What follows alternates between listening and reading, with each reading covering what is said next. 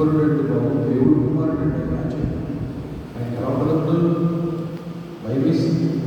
అమ్మో అలాంటి ఆయన అయితే ఈశ్వరుడు పోదాం అని చెప్పేసి తన మనస్సు మార్చుకుని, నిర్ణయం మార్చుకుని చాలా జాగ్రత్తగా బ్యాలెన్స్గా తీర్పు తీర్చడానికి చూస్తున్నాడు.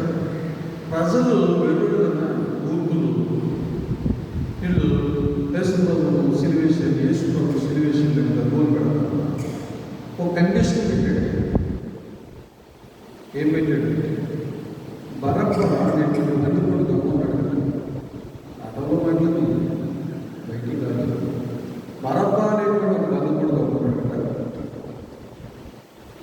ఇక్కడ భీమవరం వెళ్తూ ఉంటే దారిలో కాసి వెళ్ళేవాళ్ళని కొట్టి చంపేసి సొమ్ము దోచుకునేవాడు, మన ప్రభుత్వం మీద తిరుగుబాటు చేసేవాడు, మన ప్రభుత్వం చర్చలు వేశాడు కదా.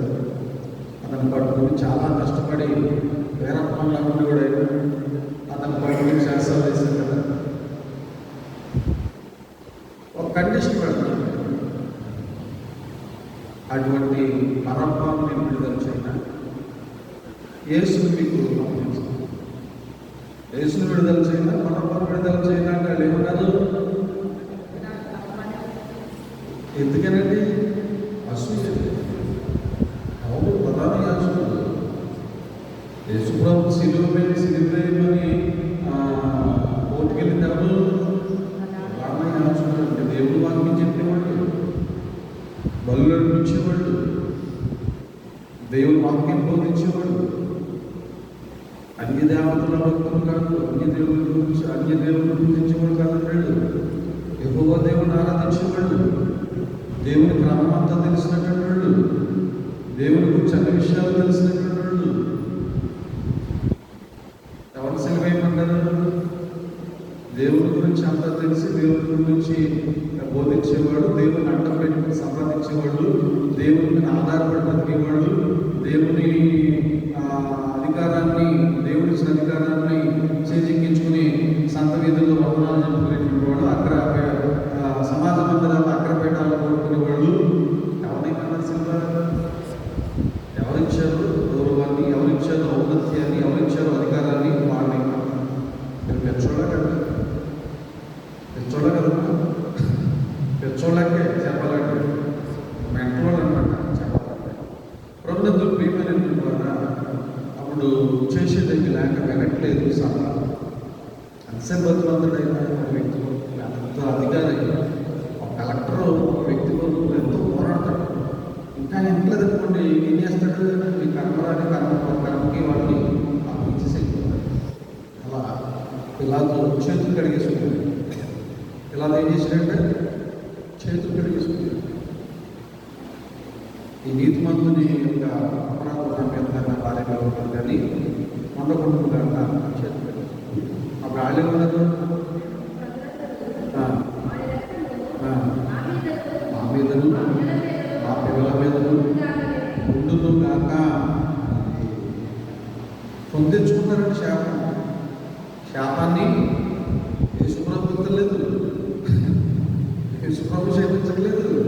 వీళ్ళే ఎత్తి మీద చేతులు ఎట్టేసుకున్నారు. వీళ్ళే ఎత్తి మీద పెట్టుకుంటారు. వీళ్ళు ప్రభుత్వం ప్రియమైన చేసేది పిల్లలకి అప్పించేసాడు లేదా? ప్రభుత్వం ప్రియమైనటువంటి ఈ ప్రధాన యాజకుడు, ఈ రబ్బీలు ఎందుకు యేసు ప్రభువుని సిలువేయించడానికి కోరుకున్నారు అనేటువంటిది అంశం. అసూయ. ఎందుకు అసూయ వచ్చింది? దేవాది దేవుడైనటువంటి తండ్రి కడిగి చనిపోయి 3 రోజులైన లాజరును బ్రతికించాడు. భక్తిలోమైనటువంటి వారికి చూపించాడు. రక్తస్రావం కలిగినటువంటి స్త్రీని బాగు చేసి అగ్గిని ముట్టుకుంటే బాగుపడిపోయింది. శృంగారమైనటువంటి దేవాలయం శిష్యులు కూడా కార్యాలు చేశారు, గొప్ప కార్యాలు చేశారు. చేశారు పెట్రోల్ పెడిచేది, పెట్రోల్ చూసేది. బంధకాలు ఉన్నటువంటి వాడు, పాపంలో ఉన్నటువంటి వాడు, పాపాత్ములైనటువంటి స్త్రీని అమ్మాయి కరడు పాపము చేయకమ్మా. నీ మీద ఎవరు రాయి వేయలేదా? నీ మీద రాయి వేసేంత ధైర్యం ఎవరికి లేదు. ఎందుకంటే అందరూ పాపం పెట్టుకున్నారు. అందరూ పాపం చేస్తున్నాడు. ఒకడు నీతిమంతుడు ఒకవేళ ఉన్నారండి. ఇక్కడ నేను ఒక్కటే ఉన్నాను. నేను నీ మీద రాయి వేయను.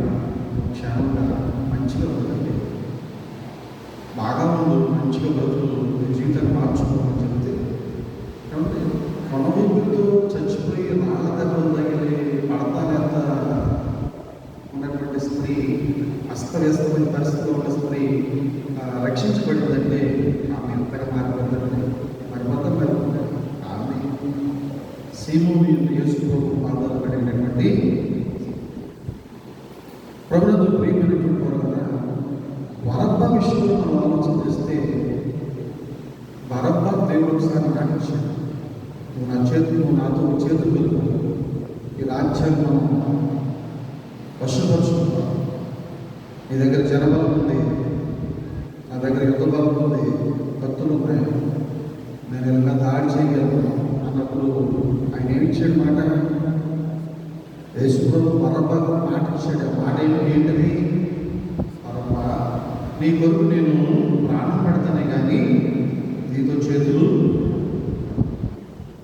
ఆ ఒక్క మాటకి, ఆ మాట నెరవేర్పు, ఆ ప్రవచనం నెరవేర్పు పిలాతు మాట పలికింది. తీర్పుగా మారింది. ప్రాణం ఇస్తానన్నాడు. అంటే తను రిలీజ్ చేయడానికి యేసుప్రభు శిక్షలో వెళ్ళినట్టే కదా, బరబ్బను విడిపించడానికి కదా యేసుప్రభు సిలువెక్కాడు. అక్కడ శిక్షించినది. కనుక ప్రభునందు ప్రియమైనటువంటి వారా, యేసుప్రభును సిలువకెక్కించాను నేను, నా కొరకు ఆయన సిలువకెక్కాడు అనేటువంటి గొప్ప ఆలోచనతోటి బందిపోటు దొంగ మారిపోయాడు. పాపాత్మురానికి స్త్రీని మార్చాడు, బందిపోటు అయినటువంటి దొంగను మార్చాడు. అంతెందుకు, అప్పటికే ఒక దోషిగా దొంగలుగా ఉన్నటువంటి ఇద్దరు దొంగల్లో ఒక దొంగనే పరలోకానికి తీసుకెళ్ళిపోయాడు, పారడైస్కి తీసుకెళ్ళాడు. నీ రాజ్యంలో నన్ను జ్ఞాపకం చేసుకోవాలి అని పశ్చాత్తాపంతో దేవుని కుమారుడు గ్రహించాడు. మేమంటే పాపమయ్యా, మేము దొంగలు, మేము దుండగులు, నువ్వు పరిశుద్ధుడు కదా ప్రభువా, మాతో పాటు నువ్వు సిలువై పట్టుకోండి. అయ్యో ఏంటి ఈ బాధ అని ఆయన ప్రార్థన చేస్తూ ఉంటారు, మొర పెడుతూ ఉంటారు. అయ్యా నీ రాజ్యంలో నన్ను జ్ఞాపకం చేసుకుంటున్నాను. యేసు ప్రభువు ఎప్పుడైతే భౌతికంగా మరణించాడో, కుడివైపు వేయబడినటువంటి దొంగ కూడా మరణించడం జరిగింది. పరదేశికి దేవుడు కూడా వెళ్ళిపోవడం. ఇలా ఎందరినో దేవుడు రక్షించాడు, ఎందరినో కాపాడాడు. కనుక ఆయన దేవుడయ్యాడు. ఆ దైవత్వం ఈ ప్రధాన యాజకుడికి, ఆ వాస్తవికమైనటువంటి క్రైస్తవ్యం వీళ్ళెవరికి నచ్చాలి. ఎందుకంటే వీళ్ళు చేసేది ఏంటి? బిజినెస్. పాప పరిహారం పత్రాలు అమ్ముతారు పెద్దలు. గొర్రెలు నమ్మేప్పుడు 100 రూపాయలు అయితే 150 రూపాయలు అమ్మని చెప్తారు. అది కూడా చర్చలోనే గొర్రెలు కొన్నారు. బయట గొర్రెలు తీసుకుని బలింత ఆయన తీసుకుని యాజకుడు పంపించడు. ఇది 50 100 అనమాట. అలా ఉత్సాహం అంటే దాంట్లో షేర్ దుర్వ్యాపారం. యేసుప్రభు భక్తి కదా, నా మందిరాన్ని మీరు దొంగలపోగా మార్చారు, అన్ని విసిరిపాల్సి. కనుక ప్రభుత్వం ప్రియమైనటువంటి వారు ఈర్ష్యతో, అసూయతో ప్రధాన యాజకులు ప్రజల్ని ఉరికొల్పి యేసుప్రభుని సిలువేయడానికి కోరుకున్నారు. అందుకు అనేకమైన ప్రవచనాల నెరవేర్పులు క్రమంగా దేవుడు వారిని ఆ విధంగా వాడుకున్నాడు. కనుక ఏది మంచో ఏది చెడు తెలిసినటువంటి మనము ఏ చిన్ని చేదైనటువంటి వేరు మన మనసులోనికి రాకుండా మనం కాపాడబడాలి, మనం రక్షించబడాలి. విశ్వాస జీవితంలో మనం ముందుకు వెళ్ళాలంటే బాప్తిస్మం యేసు ప్రభువుని ఏ విధంగా అయితే గుర్తించాడో, మనము మన ప్రక్క వారిని, మన ఇరుగు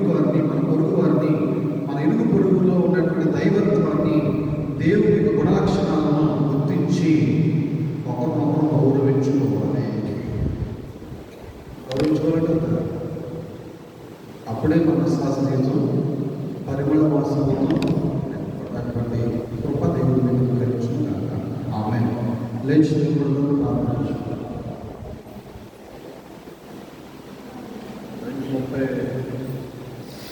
31వ రోజు పొడపడేటువంటి సమస్యలు శిరోమణి వాహన చంద్రదర్శనం ప్రారంభించాను.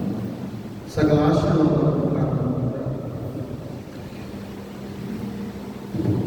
వందనాలు స్తోత్రాలు పొడపాటి